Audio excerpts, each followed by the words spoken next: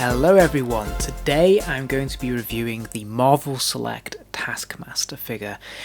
This is the version of the character that is based on his original comic appearance and was his predominant look for most of the character's lifespan so far. I think he got a bit of a revamp in the 2000s, but I could not be happier with them choosing to go with this look. This is for me his definitive look, and I love this costume. I don't know whether it's the colour combination of the orange and the blue and the white, or whether it's just that skull face, which I always think is really appealing in a supervillain, or whether it's just the fact that it's just absolutely loaded down there with a shield and a sword and guns. But there's just something incredibly appealing and over the top about this character, and I've always had a soft spot for him.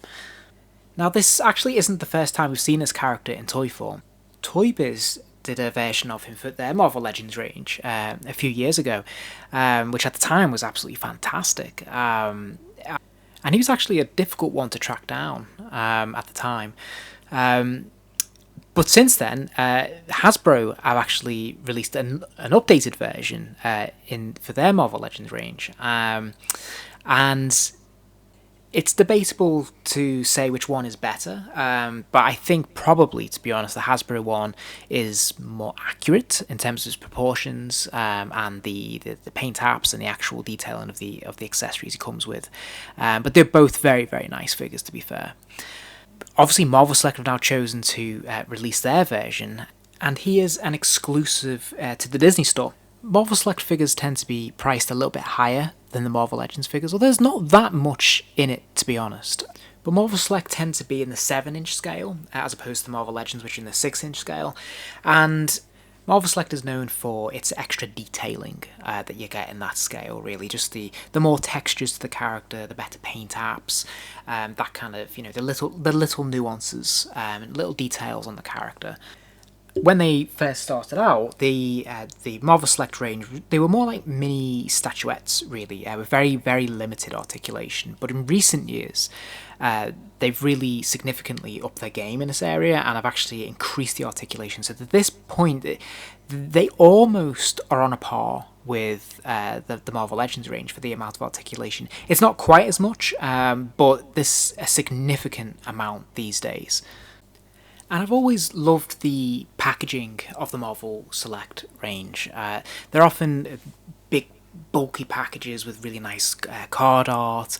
They're usually presented very nicely, and obviously Taskmaster is no exception. The packaging is almost part of the figure, really, and it's very displayable. And they usually have really chunky box art on the side panel. This one's actually a lot slimmer than usual, which is actually helpful when you're stuck for space.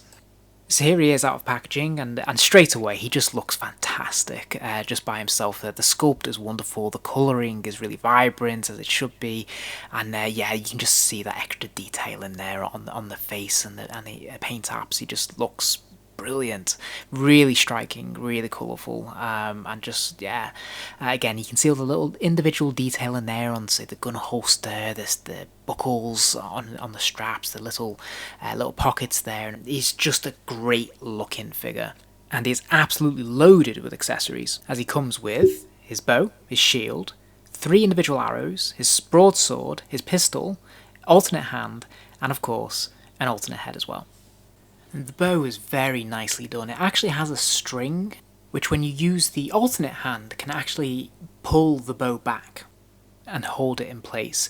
And what's really cool is that you can actually take the arrows and place that in the bow, so it has that really great look of actually being able to fire it. The arrows can be a little bit fiddly, but they look fantastic. I love this. And of course he also has his broadsword, which actually has some paint apps on it as well, which look really great, and his pistol, as well as his shield, of course. And as you'd expect, the detailing on the hilt of the sword there just looks brilliant. And just overall, the detail on this figure is just really nicely done. And you can see that even the smaller accessories have, paint apps to them, and just fine little details in there which look really great. Even on the barrel of the gun, looks brilliant. And of course the inside of his shield, the straps even have the gold painted grips. And he is able to hold all his weapons at once because he has a handy gun holster here, which the pistol just slides into really easily. It's a lovely fit.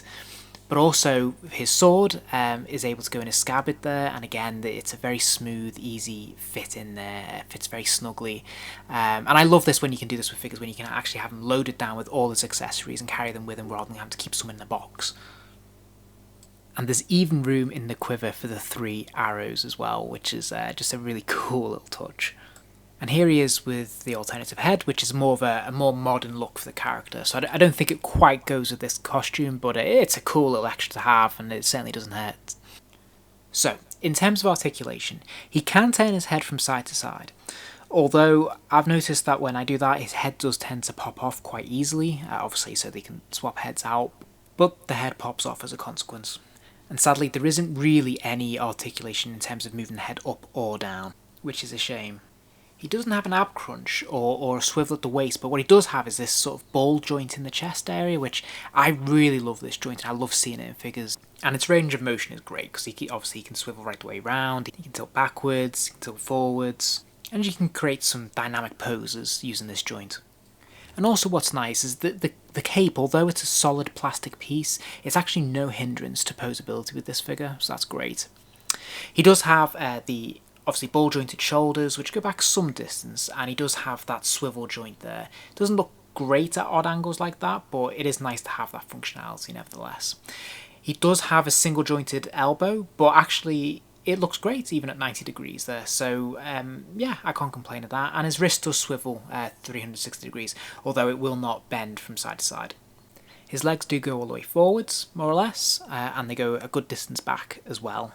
So great range in the hip joint there, so that looks really good. He does have double jointed knees, which is great, so again you can get good posability there, different stances.